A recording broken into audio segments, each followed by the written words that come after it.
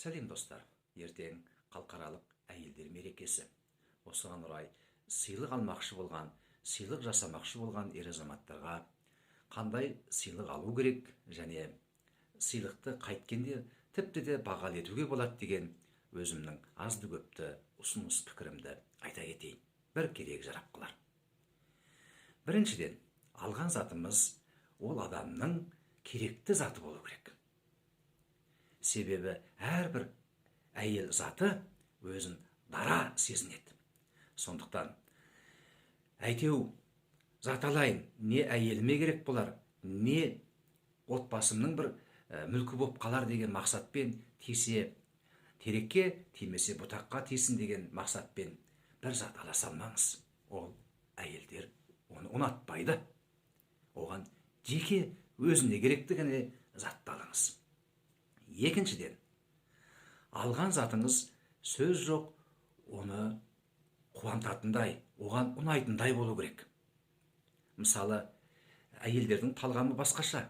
Сондықтан иіс су бола ма, әлде косметикалық бір дүниелер бола ма, оны алудан аулақ болыңыз.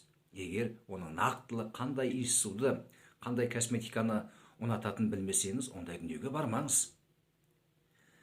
Бұл екінші жағдай. Ал қандай зат алсаңыз да, бірақ ол затты бағалы ететін бір құдірет бар. Оны ұмытпаңыз.